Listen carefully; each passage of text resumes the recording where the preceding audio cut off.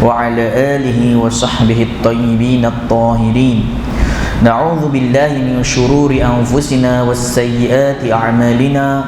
من يهد الله فلا مضل له ومن يضلل فلا هادي له. Alhamdulillah, segala puji bagi Allah Ta'ala yang telah mengumpulkan kita pada hari ini. Qala syu'ara,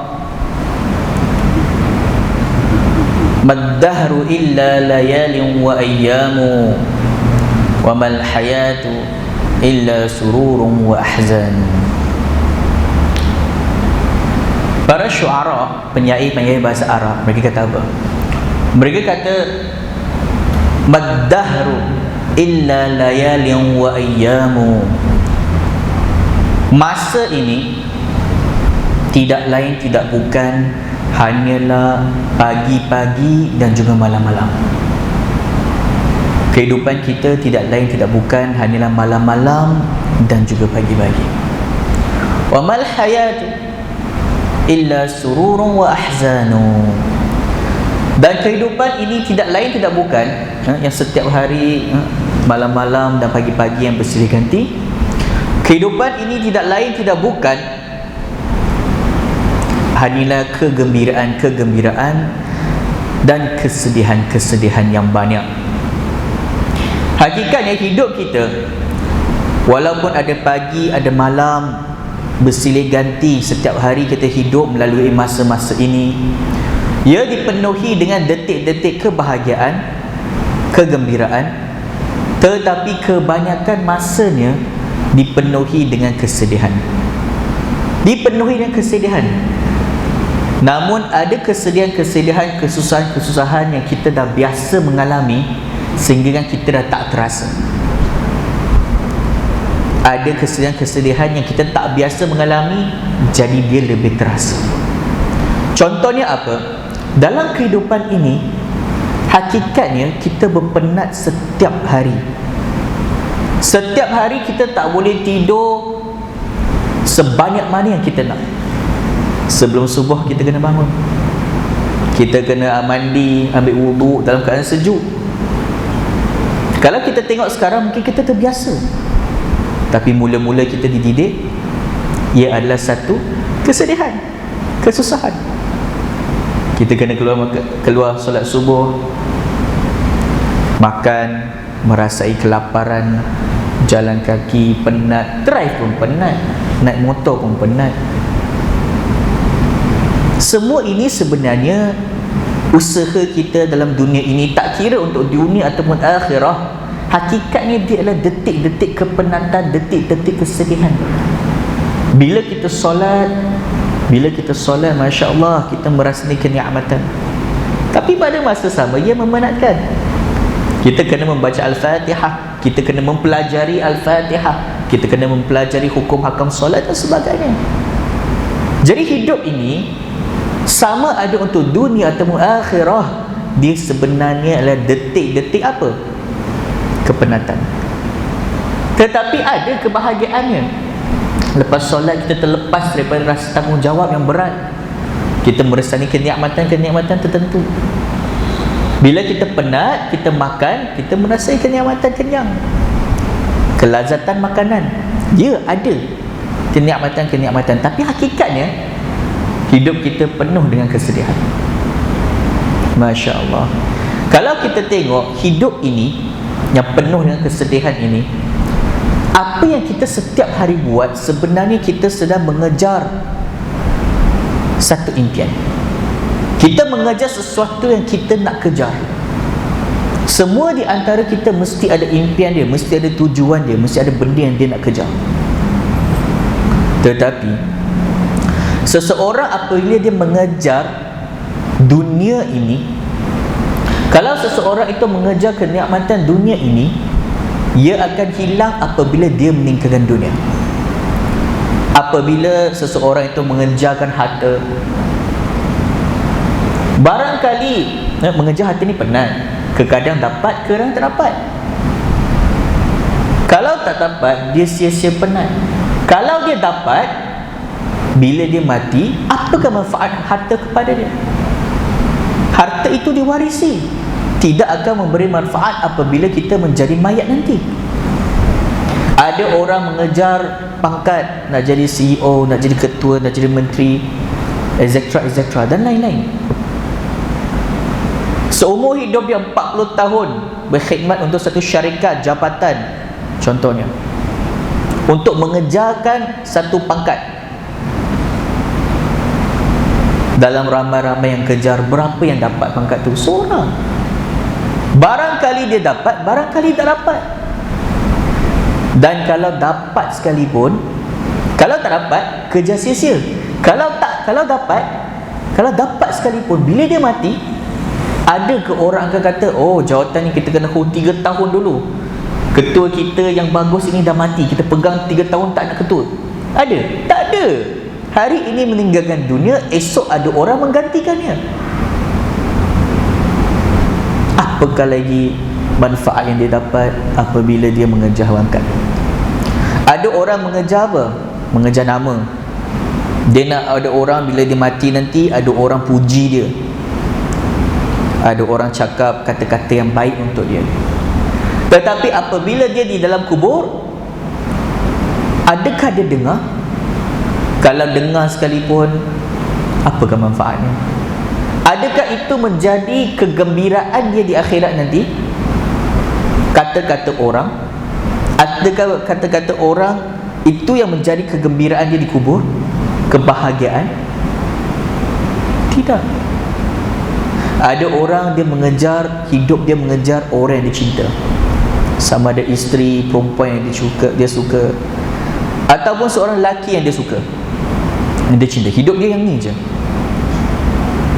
Tapi hakikatnya, berapa ramai orang di luar sana apabila kehilangan isteri, tak sampai setahun dah berganti. Apabila kehilangan suami, hari pertama nangis bagai nak rak, minggu pertama tidur pun pegang baju suami, bulan pertama cakap pun tak nak, 3 bulan cari, 3 bulan pertama bercakap dengan kawan-kawannya, oh saya tak nak dah kahwin lain, hati saya hanya milik lelaki yang seorang ini.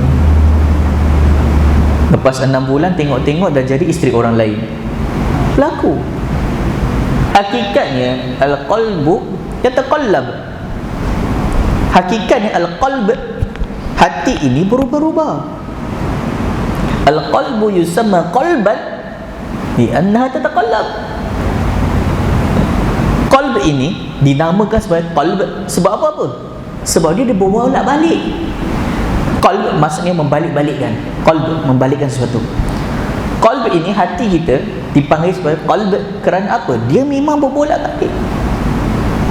Hakikatnya tuan-tuan, apabila kita mengejarkan dunia ini, apa-apa sahaja kita kejar kenikmatan dunia ini, kalau kita kejar semata-mata untuk dunia, ia akan hilang apabila kita meninggalkan dunia. Benda ini saya belajar pada umur saya 13 tahun. Saya melihat nenek saya meninggal dunia depan mata saya. Saya nampak nenek saya macam mana dia menggelupur, keluar buih dari mulut dia, mata terbeliak, badannya daripada lembut jadi keras, hangat jadi sejuk. Masya Allah. Melihat orang mati, dia ada efek pada hati. Memang ada efek. Bukan saja melihat orang mati, bahkan Rasulullah SAW pada satu masa pernah melarang para sahabat untuk berziarah kepada kubur. Dan setelah satu masa Rasulullah SAW kata, fadhuruha fa innaha tudhakkirukum bil maut. Fadhuruha, Rasulullah SAW berkata, maka ziarahilah kubur-kubur ini sekarang. Fa innaha tudhakkirukum bil maut. Sesungguhnya ziarah kubur ini dia mengingatkan kamu tentang kematian. Ini baru kubur. Baru nampak batu nisan, baru nampak tanah, dan kita tahu di dalam ada orang. Macam mana kalau seseorang dia melihat seseorang meninggal di mata depannya, dia akan ada kesan pada hati. Dia akan mengingatkan kita tentang kematian. Saya fikir waktu itu, apa berlaku lepas kematian? Saya dulu sebelum memeluk agama Islam, waktu saya kecil, maklumat saya satu je, nak jadi kaya, nak jadi berjaya di dunia ini, nak pension pada umur 40, isteri cantik, kereta besar, rumah hebat, berantau satu dunia. Tu jelas. Saya tak apa yang saya nak. Itu maklumat saya. Tapi bila saya tengok nenek saya pada usia 13 tahun, saya tengok dia meninggal depan mata saya. Saya tengok macam mana dia ada duit. Di dalam amari dia beribu-ribu. Orang tua kan suka simpan duit kat amari. Beribu-ribu. Tapi apa manfaatnya? Dah mati. Anak-anak dia menyayangi dia. Bila dia dah mati, semua anak-anak datang ke tapak kaki dia, letak ke tapak kaki dia di muka mereka. Semua anak-anak, pakcik-pakcik saya, makcik-makcik saya, semua sepupu saya buat. Semua sayangkan dia ni. Dia hidup balik ke? Tak. Datuk saya, Masya Allah Ta'ala, punyalah mula-mula mati tu, ya Allah, dialah menangis paling banyak. Tak sampai 3 bulan ada girlfriend baru. Hakikatnya ini dunia. Ini dunia. Kalau kita kejar semua benda ini, hakikatnya apabila kita hidup di dunia ini, kalau kita hanya kejar kenikmatan dunia, yang kita tahu kita nak kerja akan penat-penat dan tak semestinya dapat. Dan kalau dapat sekalipun, bila kita mati, dia akan hilang. Dia tidak lagi memberi manfaat kepada kita dan benda-benda ni. Jadi kalau kita melaburkan kita punya masa, keringat, darah, air mata untuk benda-benda ini, ia adalah satu pelaburan yang sudah tentu gagal. Ia adalah satu pelaburan yang sudah tentu gagal. Confirm akan kalah. Dia tak akan menang. Kita kejar dunia, kejar macam mana pun, pelaburan ini bila kita mati tak akan dapat manfaat. Dia adalah satu pelaburan yang 100% apa? Bukan success rate, failure rate. 100% akan fail, 100% akan kalah, 100% akan gagal. Ini pelaburannya. Kalau kita kejar kenikmatan dunia untuk dunia semata-mata, sudah tentu 100% kita kalah. Apa saja kita berikannya, bila kita mati saja, sama ada dapat ataupun tak dapat, confirm kita akan hilang. Kita akan hilang. Jadi pada waktu tu, umur 13 tahun, saya mula fikir, adakah sesuatu yang saya kejar, kalau saya usaha, kalau saya dapat, dia akan kekal selama-lamanya. Daripada situ saya mula untuk mengkaji agama. Saya kaji banyak agama, daripada agama-agama besar yang ramai penganutnya, agama-agama yang ramai penganut di Malaysia, negara luar, bahkan agama-agama mungkin tuan-tuan puan-puan pun tak pernah dengar nama dia. Saya pernah kaji pada usia saya 13 tahun. Saya pernah baca, saya suka. Saya banyak kaji pasal agama. Dan waktu saya sekolah menengah pun, memang saya pendebat bahasa Inggeris antarabangsa. Saya ada ranking di Malaysia ke-10. Jadi saya suka nak tahu lebih. Saya kaji banyak agama, kaji sangat banyak agama. Tapi tuan-tuan dan puan, satu saja agama yang saya kaji, yang saya jumpa, yang akal yang sehat boleh menerimanya, iaitu agama Islam. Semua agama lain selain agama Islam, akal yang sehat tidak boleh menerimanya. Semua. Contoh ada banyak, tapi kita ambil satu je sebab saya ada benda lain nak cerita. Contohnya, ramai di antara orang mereka kata agama Islam dengan agama Kristian lebih kurang sama. Pernah tak dengar orang kata macam ni? Jauh. Sangat jauh beza. Satu benda je kita cerita, tak nak cakap banyak-banyak. Satu je. Agama Kristian, kalau kita tengok kan, dia sebenarnya dia ada banyak apa? Banyak fahaman-fahaman. Dia ada Katolik, dia ada Protestan, kemudian di bawah mereka ni pun ada yang church yang macam ini, church yang macam ini, faham macam ini, faham macam ini. Mereka ada banyak fahaman. Tetapi kesemuanya mereka sepakat kata apa? Mereka sepakat kata Jesus ataupun Nabi Isa alaihissalam. Mereka kata Jesus ini adalah anak Tuhan, ataupun mereka kata Jesus itu adalah Tuhan. Sama ada yang itu ataupun ini, tapi benda sama je. Sama ada mereka kata Jesus itu Tuhan ke, anak Tuhan ke. Anak Tuhan, kalau mereka kata Jesus ini anak Tuhan, sama je dengan mereka kata Jesus ini Tuhan, tak ada beza. Anak kepada kambing-kambing, anak kepada kucing-kucing. Kalau mereka kata anak kepada Tuhan, Tuhan lah, apa lagi. Jadi pada waktu tu saya tanya, saya kata, okey, kamu kata Jesus ini, Nabi Isa ini adalah anak Tuhan, adalah Tuhan. Tapi kamu kata Jesus ini dilahirkan oleh Maryam, Mary. Jadi Mary ini manusia ke Tuhan? Kalau Mary ini adalah manusia, maksudnya kamu kata kewujudan Tuhan memerlukan manusia untuk melahirkannya. Kewujudan Tuhan wujud setelah wujudnya manusia. Siapa ciptakan siapa? Manusia ciptakan Tuhan ke Tuhan ciptakan manusia? Kalau kewujudan Tuhan Jesus datang selepas ibunya Mary, dan kamu kata Mary ini manusia, maksudnya kamu kata kelahiran kewujudan Tuhan adalah setelah kewujudan manusia. Dan kewujudan Tuhan ini disebabkan oleh kewujudan manusia, sebab manusia lahirkan dia. Jadi siapa Tuhan sini? Siapa lahir? Siapa yang mencipta siapa? Sebab itu ada di kalangan orang Kristian, mereka kata Mary pun Tuhan. Ada di kalangan orang Kristian, mereka kata Maryam ini, Mary pun Tuhan.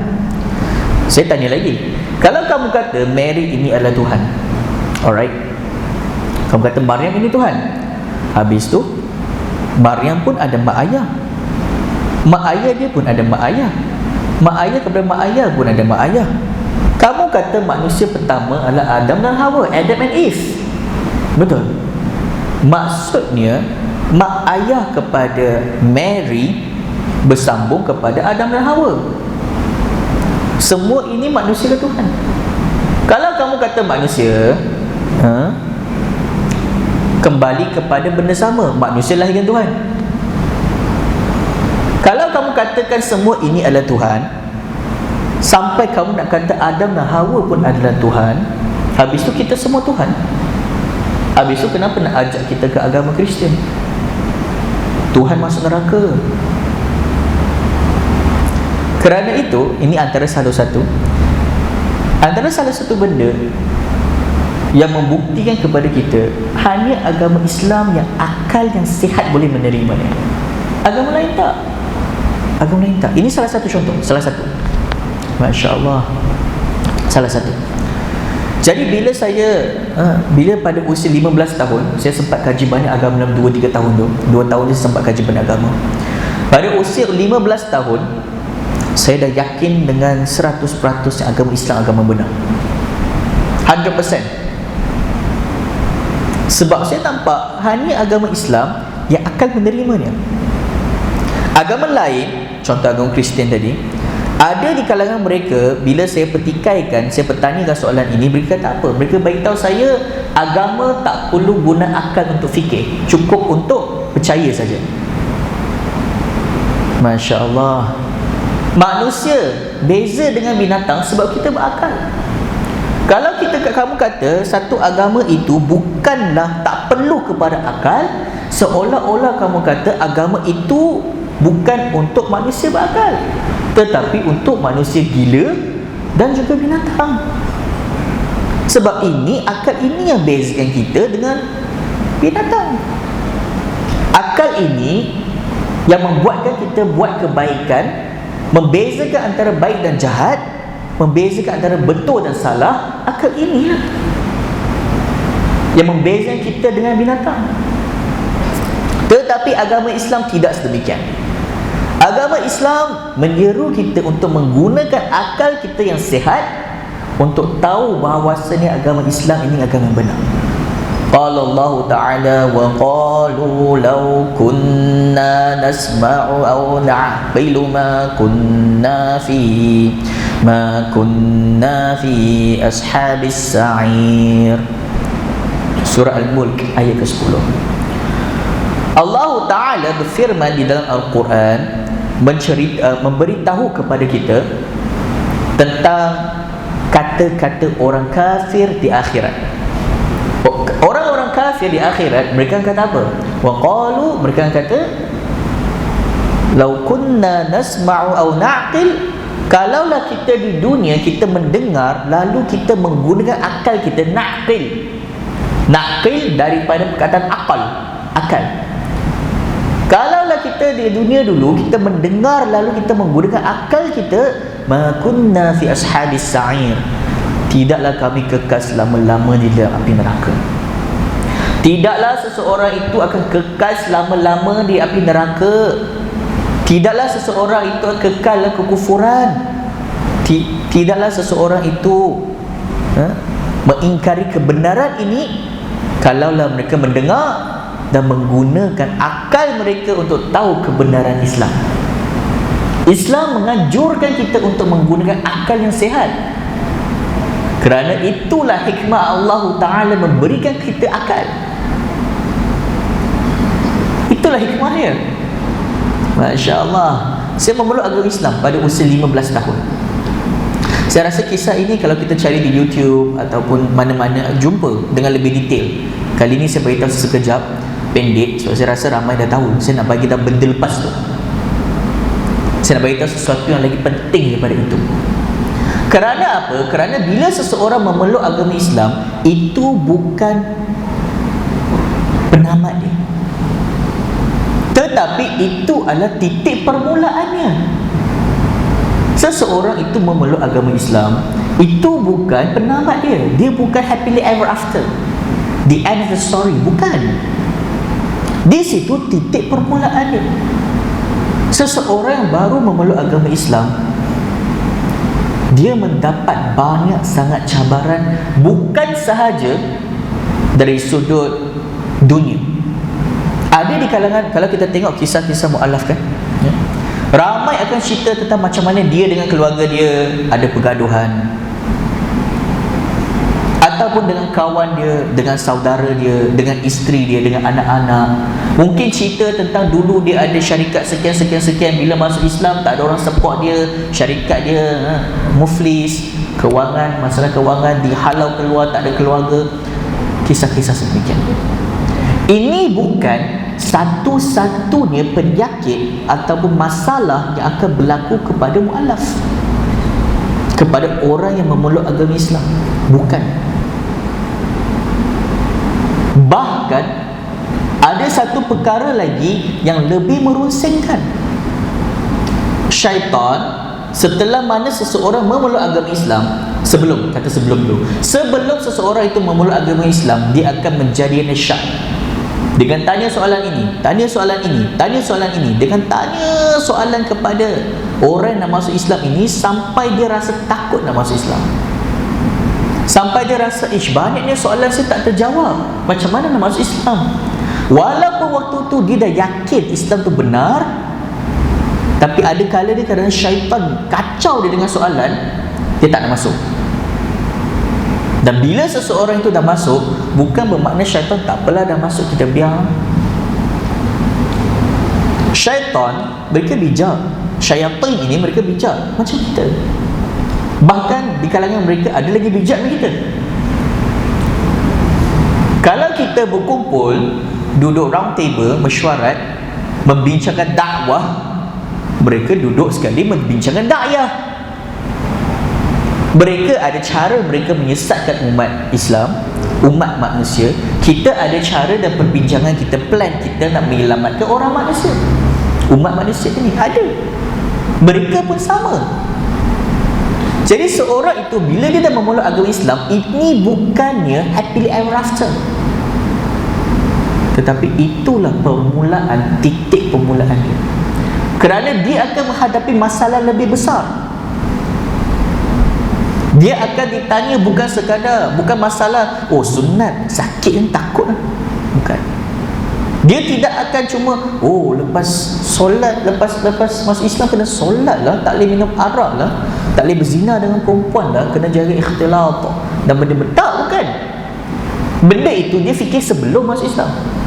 Lepas masuk Islam, barangkali apa yang ditanyakan oleh syaitan lebih menakutkan tentang keimanan. Dia akan datang kepada orang-orang ini, daripada pengalaman saya, dia akan datang kepada orang-orang ini, dia kata, betul ke tindakan kamu? Macam mana kamu tak Islam tu betul? Kamu ni siapa? Kamu profesor ke apa? Profesor pun ada yang kafir, kenapa kamu boleh masuk Islam? Betul ke kamu buat ni? Kamu kata Allah Ta'ala itu Tuhan kamu. Kamu tahu apa tentang Allah? Kamu kata Islam tu betul. Mana bukti? Kamu kata Nabi Muhammad itu maksum. Kamu kenal ke dia? Pernah tengok dia? Apa bukti kamu? Dan lagi. Ada kalanya syaitan bukan datang dengan soalan, dia datang dengan bayangan. Ada di kalangan orang yang memeluk agama Islam, wal'iyadzubillah, syaitan datang dalam mimpi dia, dalam keadaan manusia. Dia kata, saya Tuhan, saya Allah. Keesokannya dia datang kepada saya, dia kata apa? Ustaz, semalam saya nampak Allah dalam mimpi. Ya Allah. Melihat Allah dalam mimpi, tanpa Allah Ta'ala bertempat, tanpa Allah Ta'ala berjasad, tanpa Allah Ta'ala seperti apa-apa, tanpa Allah Ta'ala berwarna. Sebahagian ulama kata jaiz berlaku, sebahagian ulama kata jaiz. Jadi bila dia kata macam itu, saya terkejut. Kemudian dia pun menceritakan mimpi dia.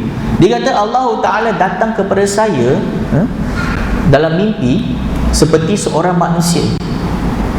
Dia kata dia tunggu kami di dalam syurga, di pintu syurga, dan saya nampak tangan dia berdarah.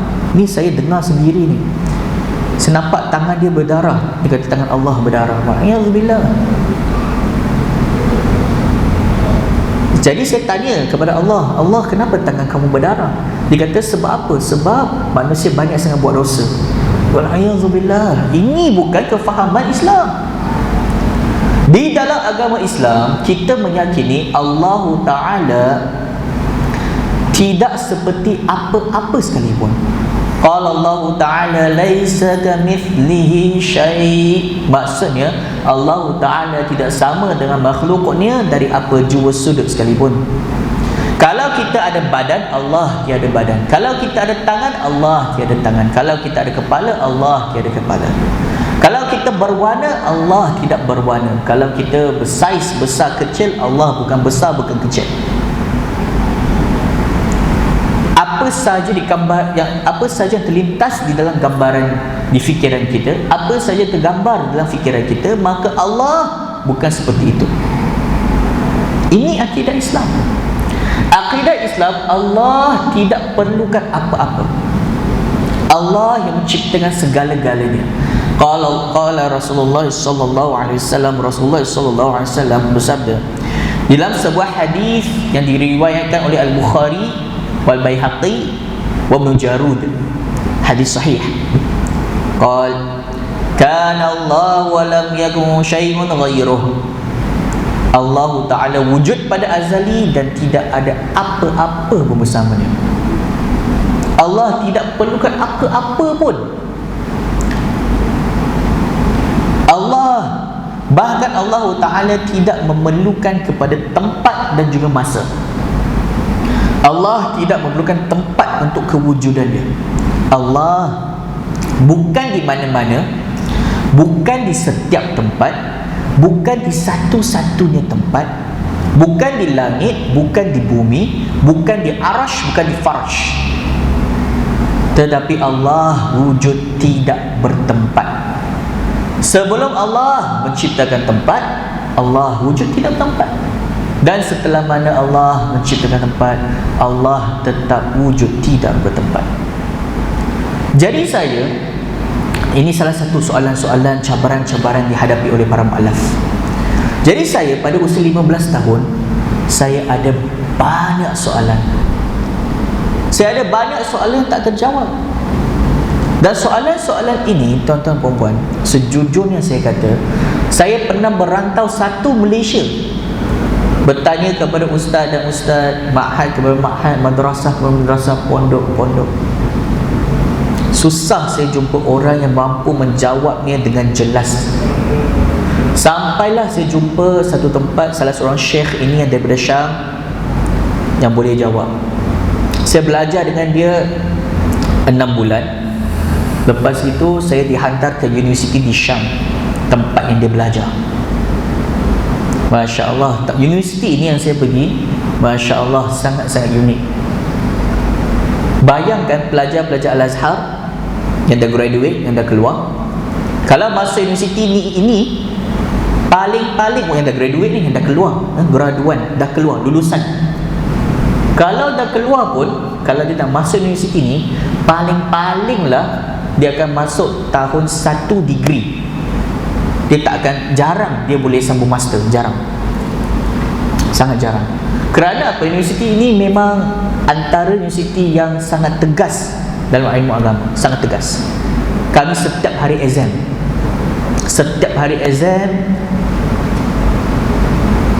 kami kena kami diuji setiap hari tentang apa? Hafalan, kefahaman. Bukan saja hafalan semata-mata. Kami bukan hafal Quran je, kami hafal kitab, kami hafal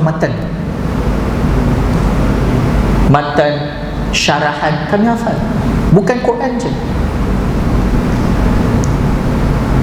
Setiap hari, bayangkan pada waktu itu, setiap hari nak cari 5 minit untuk pegang phone, untuk call balik kepada keluarga pun susah nak jumpa masa. Nak jumpa masa tak ada. Sangat strict, sangat-sangat strict. Seumur hidup saya tak pernah belajar sekuat sebagaimana saya belajar di Syam dulu. Terlampau strict. Exam, kalau lulus sekalipun, tapi kalau exam yang setiap hari tu kita gagal, ulang, tak kira. Walaupun exam akhir tahun kamu pas, tapi exam setiap hari tu kamu gagal, kamu dikira gagal. Kamu dikira gagal. Kamu tak hadir kelas lebih daripada seminggu, ulang balik. Tak kira sakit tak sakit, tak ada alasan. Tak ada alasan. Sakit ke, operation ke, tak hadir seminggu, 2 minggu, ulang balik 1 tahun tu. Kerana apa? Sehari di situ, kalau kita hilang sehari di situ, sangat susah nak kerja balik sehari tu. Sangat susah. Tapi Alhamdulillah, ilmu tu apabila kita keluar bagus. Saya mula-mula, Masya Allah, saya mula-mula masuk situ dalam keadaan saya tak tahu langsung bahasa Arab. Langsung tak tahu.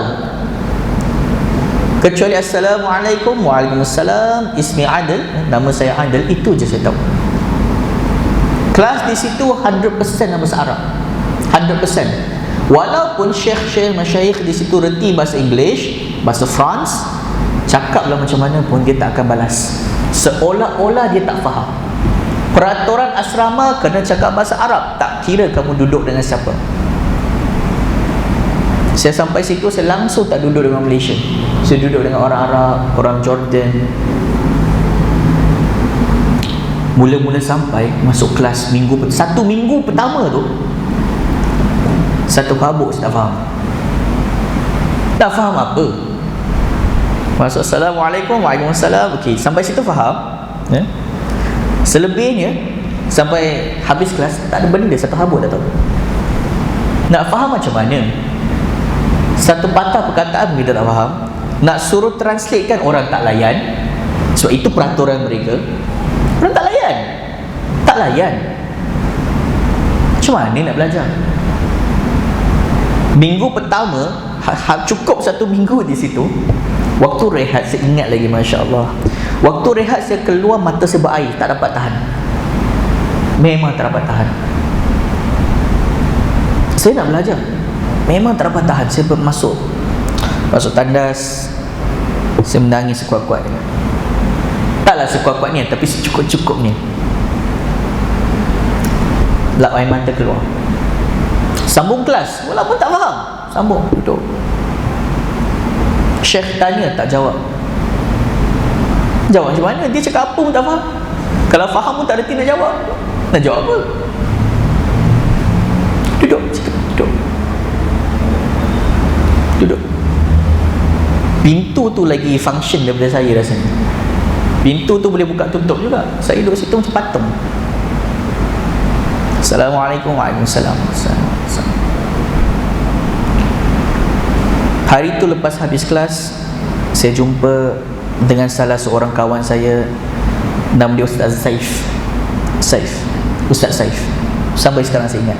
Sampai sekarang sahabat baik saya. Saya beritahu Ustaz Saif, saya kata, Saif, saya rasa nak balik lah. Macam tak ada function duduk sini.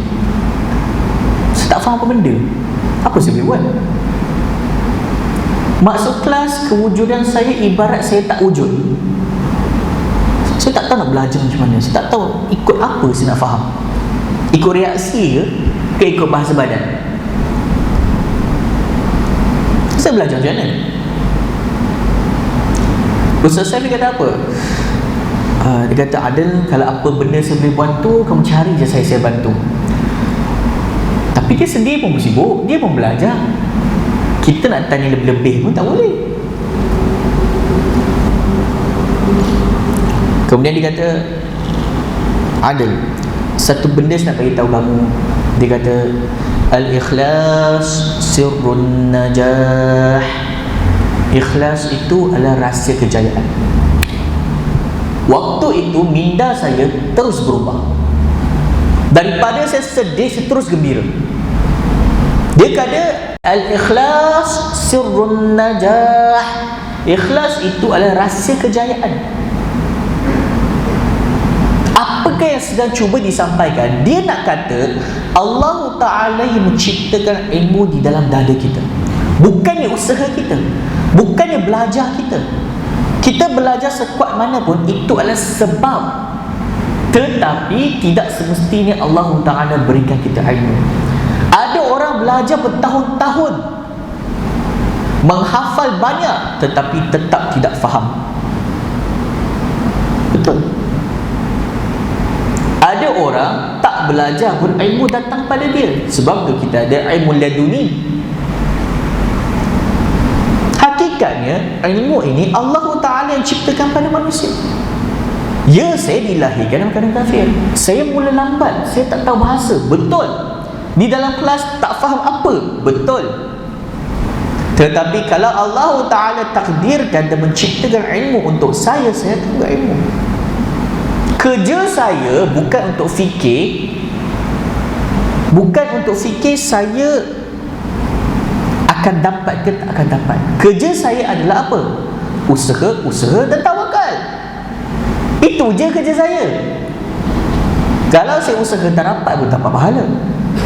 Usaha dan tawakal, itu je kerja saya. Baik, saya kata bagus, saya pegang kata ini. Saya buat apa lepas ni? Ikhlas lillahi ta'ala. Ikhlas kerana Allah. Orang tidur pukul 10, saya tidur pukul 11. Orang bangun pukul 5, saya bangun pukul 4. Classmate saya, kebanyakannya, orang satu kelas dengan saya, kebanyakannya datang dari pondok, mengaji pondok 20 tahun, 15 tahun, 13 tahun. Ada basic lah. Kita sampai situ baru nak belajar alif bata.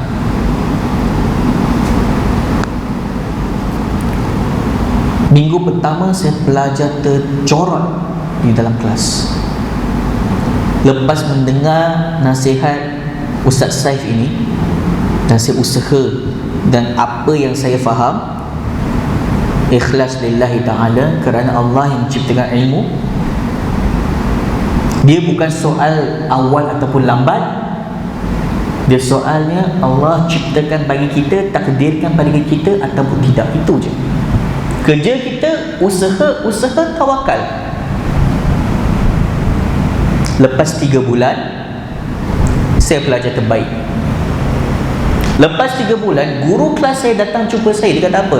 Adil, dia cakap dalam bahasa Arab lah. Adil, bagi tahu saya dengan terus terang, kamu kat Malaysia memang tak pernah belajar bahasa Arab ke? Ke kamu main tipu dengan saya ni? Dia kata betul, saya tak pernah belajar bahasa Arab. Dia beritahu saya yang talaqat, maksudnya kamu dah terbang dah. Kamu dah terbang. Dalam masa 3 bulan, alhamdulillah, saya menjadi pelajar terbaik di dalam kelas. Saya berjumpa dengan Ketua Fakulti Bahasa Arab, Syekh Ahmad waktu tu. Saya tanya dia soalan dalam bahasa Arab tentang penggunaan beberapa perkataan bahasa Arab yang saya kurang faham. Waktu saya tanya dia, saya beritahu dia, Syekh Ahmad, saya minta maaf dalam bahasa Arab lah. Syekh Ahmad, saya minta maaf kalau soalan saya ni kurang jelas, sebab saya baru belajar bahasa Arab 3 bulan je. Jadi kalau kurang jelas tu saya minta maaf lah. Terpaksa saya ulang banyak kali baru kamu nak faham tu, minta maaf lah. Syekh Ahmad pandang saya. Dia kata, Adil, kenapa kau nak kata kamu baru belajar bahasa Arab 3 bulan? Saya kata kat dia, memang saya baru belajar bahasa Arab 3 bulan. Tak mungkin. Dia kata tak mungkin. Penggunaan bahasa Arab kamu yang kamu beritahu saya ini jelas menunjukkan kamu memang pernah belajar bahasa Arab. Bukan benda belajar kamu dalam 3 bulan. Tak mungkin. Saya kata, Syekh, betul, saya tak tipu Syekh. Saya sampai sini baru belajar bahasa Arab. Dia panggil kawan baik saya, Nasir Al-Ameriki. Nasir daripada Amerika. Dan Nasir, hadha rajul yaqul innahu ta'allama al-arabiyyah bi 3 ashhur faqat. Dia kata, Nasir, orang ni kata, kawan-kawan ni kata, dia belajar bahasa Arab dalam masa 3 bulan je. Baru 3 bulan belajar bahasa Arab. Betul ke? Nasir ni kata, nah, betul. Sebab apa? Sebab mula-mula dia datang, saya yang hari pertama dia datang, saya duduk dengan dia sampai sekarang. Bila dia tak faham, saya yang jelaskan dengan dia dalam bahasa English ada kalanya. Curi-curi.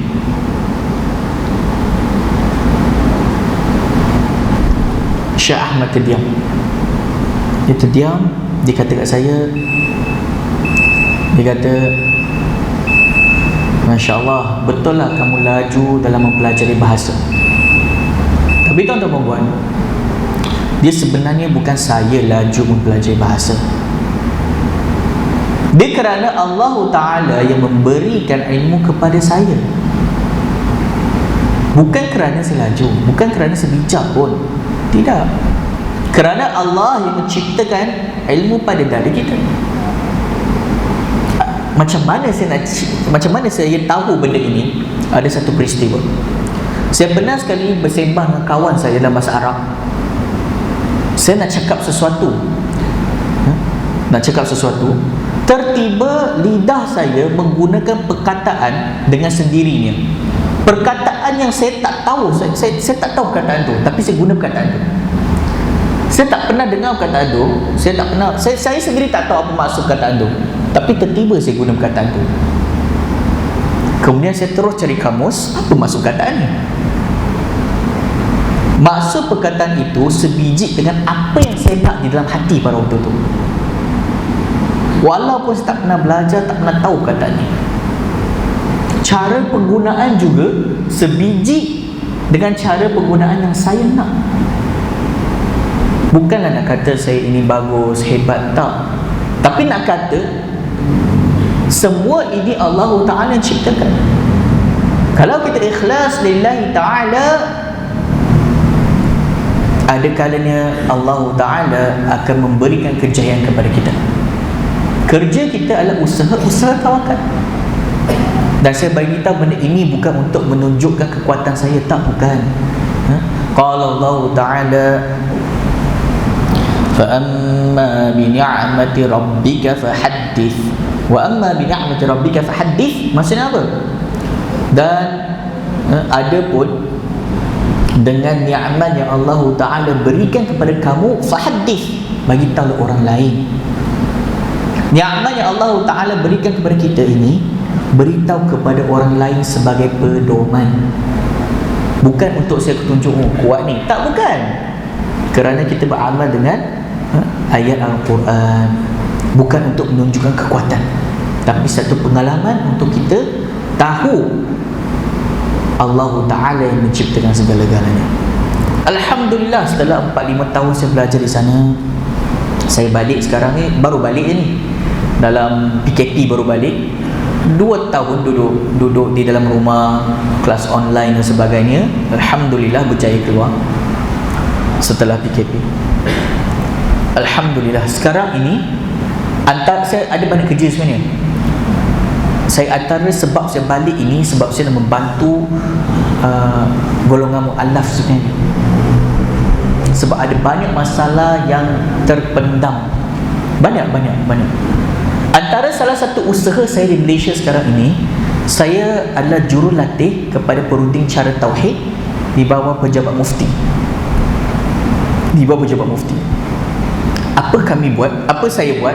Saya melatih orang yang berunding dengan orang murtad. Orang murtad pergi ke mahkamah akan hantar ke perunding cara ini untuk berunding dengan mereka, nak fahamkan balik kepada mereka Islam itu benar, buktikan balik. Saya buat kerja ni juga, tapi mereka buat by one, saya buat berkumpulan. Jadi ada kalanya mereka datang kepada saya satu kumpulan, saya akan bentangkan kenapa Islam itu benar dalam masa 4 jam, 2 jam, 4 jam macam tu. Kemudian kami akan ada munaqashah, kami akan ada perdebatan. Itu selalunya apa kami buat. Dan selalunya di program saya, selalunya orang akan murtad ini akan kata Islam itu benar. Tapi selalunya ada kalanya seseorang itu dia tak masuk agama Islam, dia tak kembali kepada Islam, bukan sebab dia tak tahu Islam itu benar. Ada kalanya sebab isu lain, hal dunia. Ada perempuan dia cinta, masalah kewangan, sakit hati dengan orang Islam. Ada satu kes, Masya Allah, sedih. Mak ayah dia masuk Islam, anak-anak masuk Islam sekali lah kan. Kemudian mak ayah cerai, bapa kahwin lain, mak kahwin lain. Dua-dua tak nak anak. Budak-budak kecil ni, 4 orang ni. Ngam-ngam pula abang dia ni, abang sulung dia meninggal dunia. Datang ke surau masjid, orang tak tolong. Allahu a'lam apa berlaku waktu tu. Barangkali saya rasa mungkin mereka punya kad Islam tu, bukti masuk Islam tu, salah seorang mak ayah pegang, dan mereka dah pergi kan.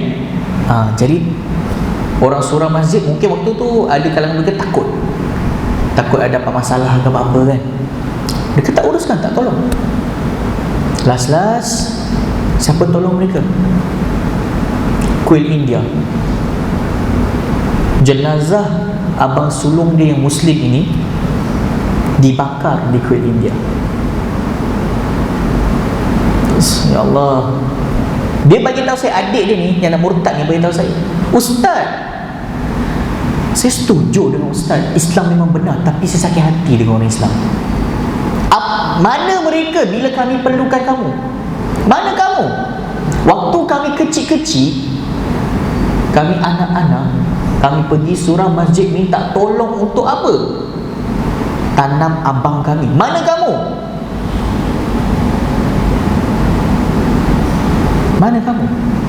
Dia marah.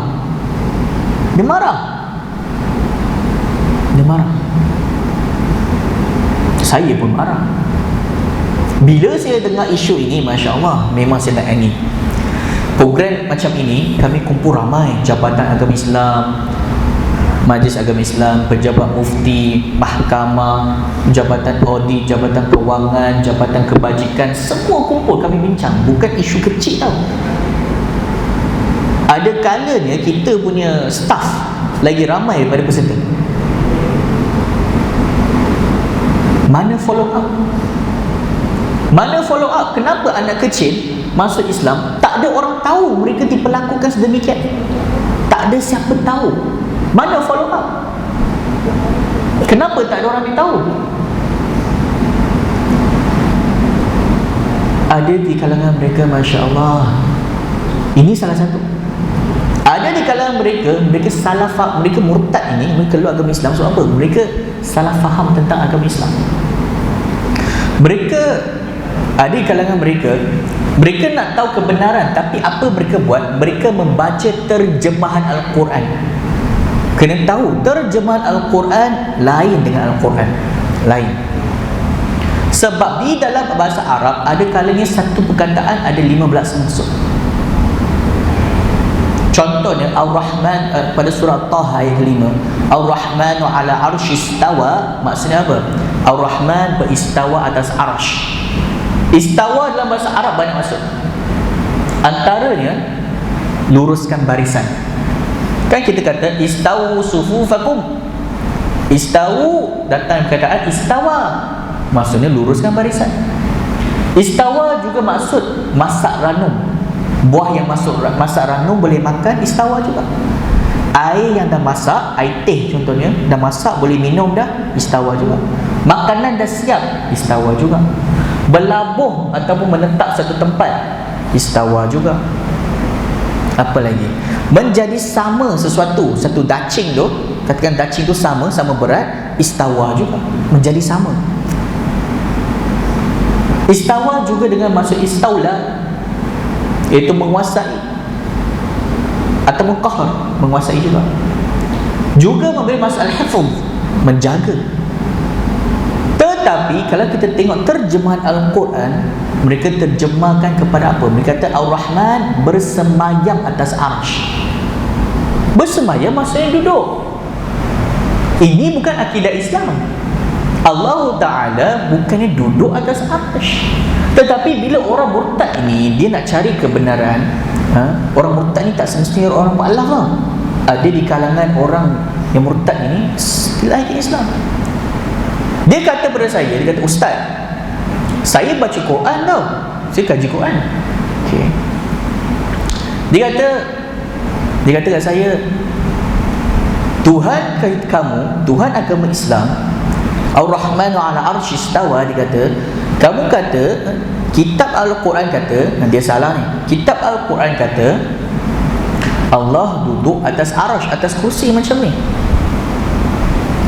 Agama Buddha yang saya nak masuk tu sama juga.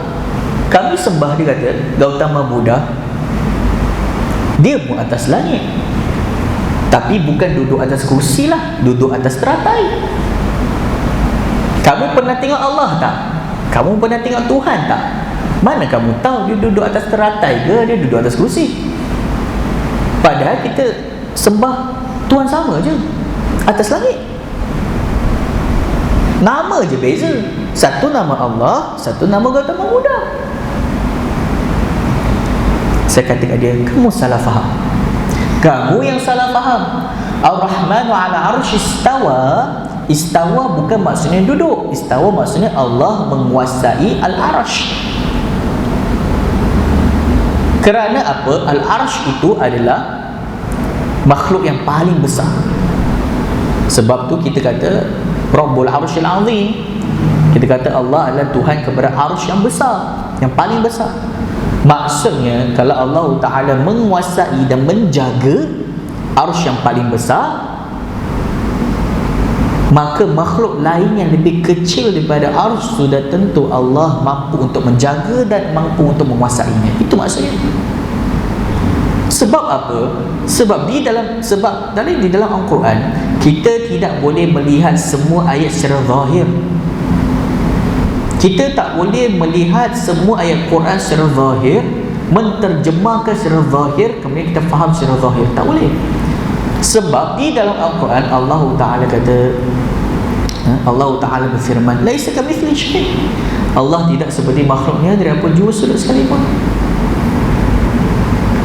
Allah Ta'ala berfirman, wa huwa ma'akum aina ma kuntum. Kalau diterjemahkan secara zahir, maksudnya dan Allah Ta'ala bersama kamu di mana-mana kamu berada, di sisi. Ada juga ayat Quran, aqrabu min hablil warid. Iaitu mereka kata Allah Ta'ala lebih dekat daripada urat leher. Ada juga Al-Quran muhitun bikulli syai', maksudnya meliputi segala sesuatu seperti bola, kalau diterjemahkan secara zahir. Kalaulah kita faham semua benda secara zahir, maksudnya Allah di langit, Allah meliputi segala sesuatu, Allah bersama setiap orang, Allah di badan setiap orang lebih dekat daripada urat leher ni. Mana boleh difahami macam tu? Sebab di dalam bahasa Arab bukan semua benda dipandang zahir. Di dalam bahasa Arab ada benda yang difahami dengan maksud.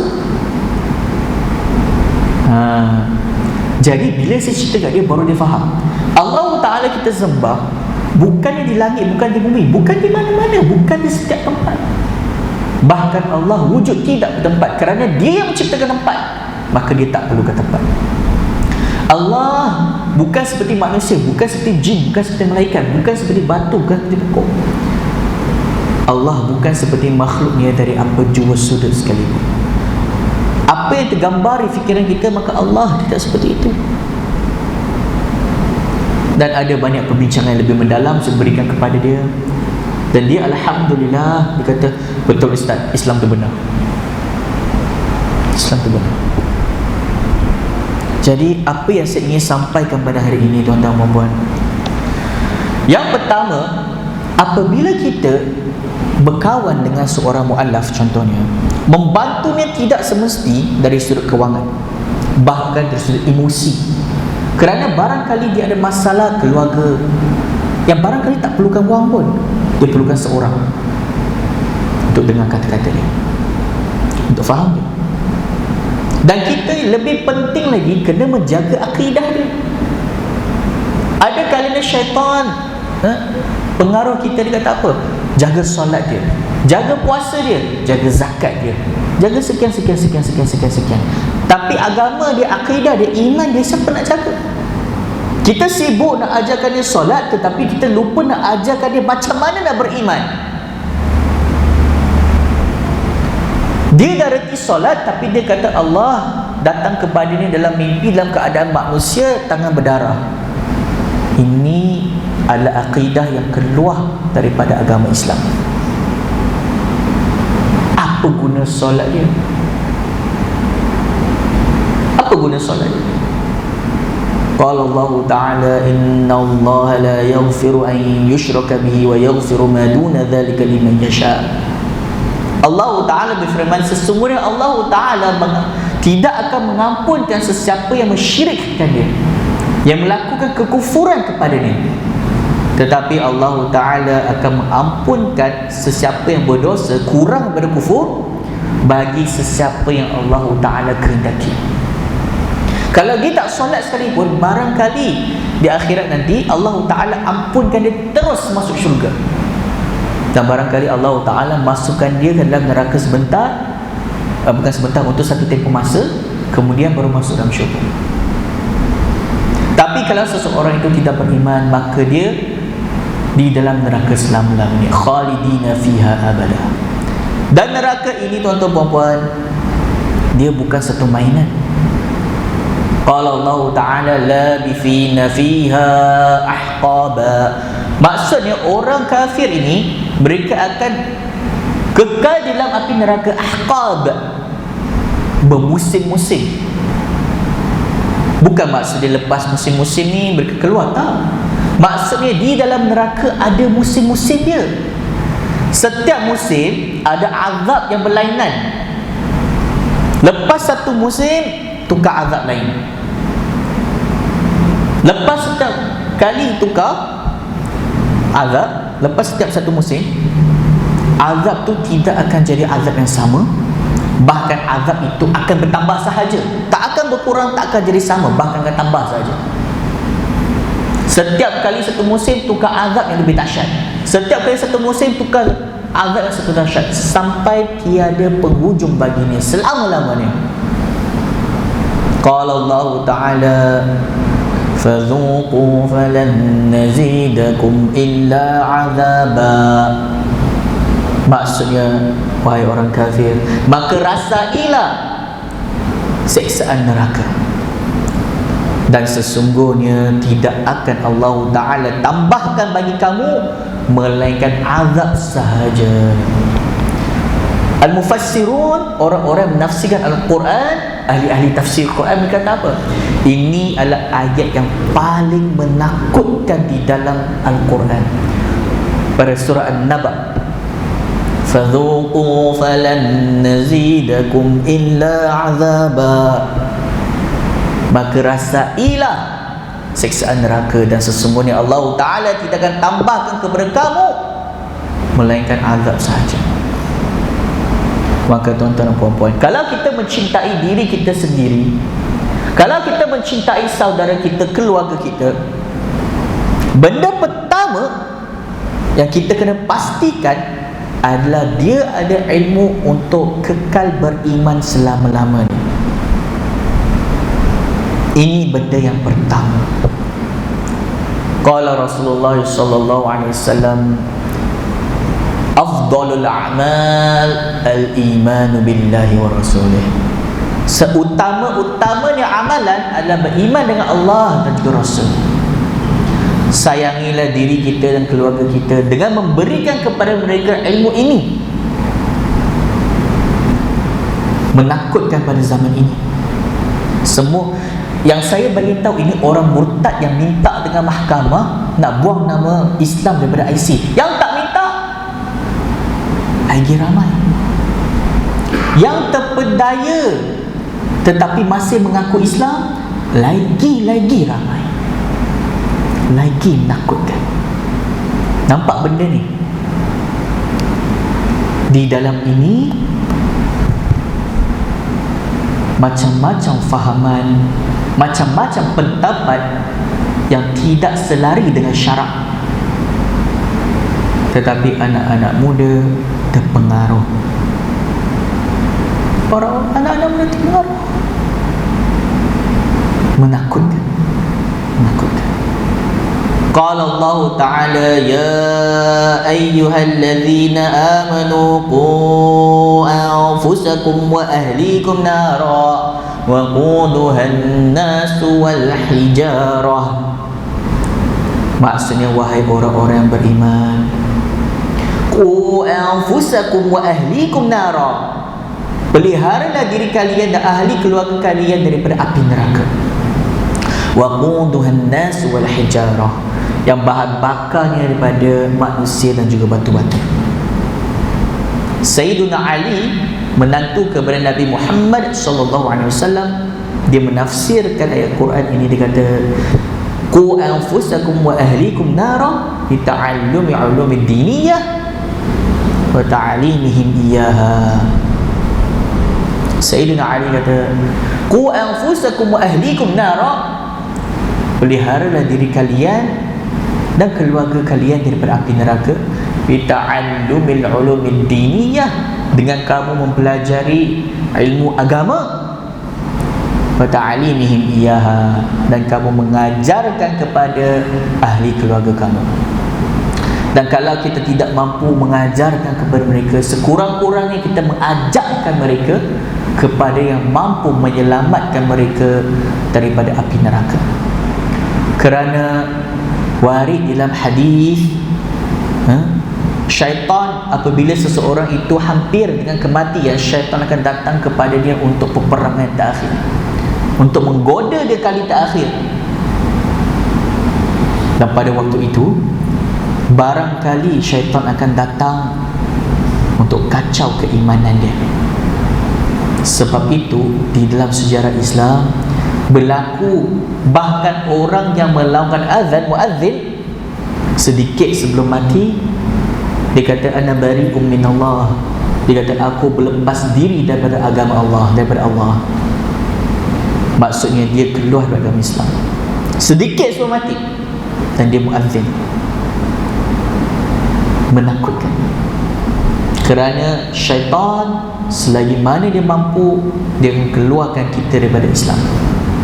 Dan kalau kita tidak ada ilmu untuk menjaga keimanan kita, maka mudah untuk syaitan menghasut kita. Barakallahu fiikum.